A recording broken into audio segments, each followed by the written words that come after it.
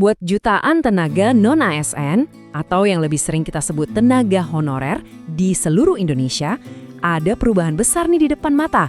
Pernah kebayang nggak apa artinya ini semua buat masa depan mereka? Yuk kita kupas tuntas bareng-bareng. Oke, kita langsung ke intinya aja ya. Pertanyaan terbesarnya kan ini, apa yang bakal terjadi di tahun 2025 nanti? Ini bukan pertanyaan main-main loh, karena tenggat waktu penghapusan status non-ASN itu udah makin deket, dan nasib jutaan orang bergantung sama jawabannya. Tapi sebelum kita ngomongin solusinya, kita harus paham dulu nih akar masalahnya di mana. Nah, di bagian pertama ini, kita akan coba bedah sumber dari semua kekhawatiran ini. Nah, ini dia nih biang keladinya. Ada kebijakan yang bakal menghapus status tenaga honorer atau non-aparatur sipil negara di tahun 2025. Perubahan inilah yang bisa dibilang menciptakan gelombang ketidakpastian yang luar biasa buat para pekerja non-permanen di seluruh penjuru negeri. Dan kita harus ingat ya, ini bukan cuma soal aturan di atas kertas, tapi ini soal nasib orang. Istilah PHK massal itu benar-benar nyata di benak mereka. Coba bayangin, rasa takut kehilangan pekerjaan yang mungkin udah dijalani bertahun-tahun, itu pasti berat banget. Tapi, di tengah semua kecemasan itu, pemerintah ternyata udah nyiapin jalan keluar. Yuk kita lihat solusi yang ditawarkan. Sebuah skema yang katanya sih dirancang untuk jadi jawaban dan harapan baru. Dan inilah solusinya, PPPK paruh waktu. Apaan tuh? Singkatnya, pegawai pemerintah dengan perjanjian kerja paruh waktu. Nah, yang penting banget dicatat, ini bukan penghapusan ya, tapi penataan ulang. Tujuannya itu buat ngasih status resmi yang dilindungi hukum, sesuatu yang selama ini mereka nggak punya. Coba deh kita lihat perbedaannya, ini kayak langit dan bumi. Dari status yang serba tidak pasti, sekarang jadi resmi. Dari yang tadinya kerja tanpa perlindungan hukum, sekarang dilindungi kontrak. Dan yang paling krusial, dari yang tadinya nggak terdata, sekarang mereka terdaftar di database nasional, bahkan punya nomor induk sendiri. Ini lompatan besar banget buat kepastian dan martabat kerja mereka. Jadi, intinya pesannya tuh jelas banget. Pemerintah mau mastiin kalau nggak ada satupun pekerja yang bakal dirumahkan gara-gara perubahan status ini. Komitmennya adalah menata, sekali lagi, bukan menyingkirkan. Oke, sekarang kita udah tahu apa itu PPPK paruh waktu. Pertanyaan selanjutnya, gimana cara kerjanya? Mekanismenya seperti apa sih?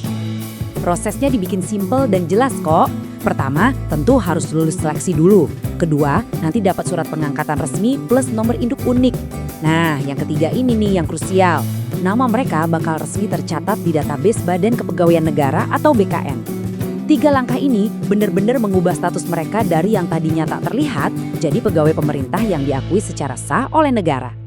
Yuk kita bedah lebih dalam lagi detailnya. Ini bagian yang paling ditunggu-tunggu pastinya. Soal gaji udah dijamin minimal setara upah minimum provinsi atau UMP, jam kerjanya juga fleksibel, dan yang paling penting statusnya resmi dengan kontrak yang sah di mata hukum. Jadi ada kepastian finansial sekaligus perlindungan hukum. Kenapa 4 jam sehari? Nah, angka ini jadi kuncinya.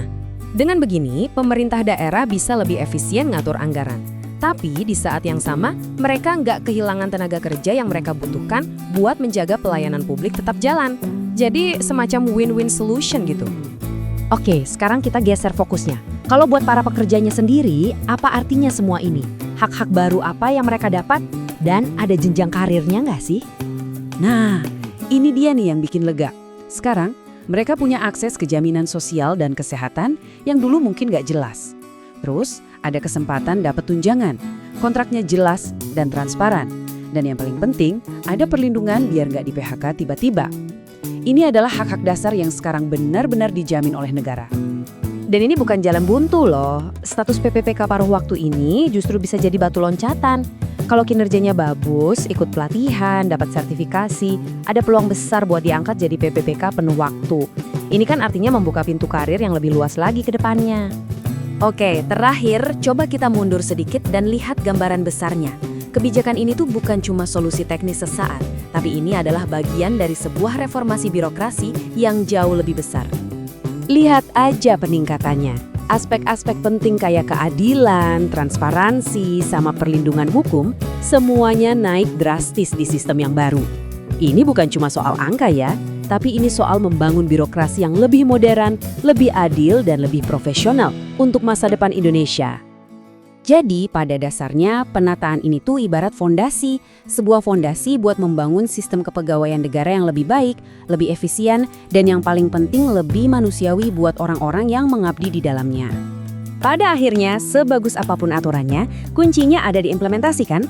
Pertanyaan yang tersisa buat kita semua renungkan adalah, apakah langkah ini benar-benar akan jadi awal dari birokrasi yang kita impikan? Yang adil, transparan, dan efisien? Cuma waktu yang bisa menjawabnya.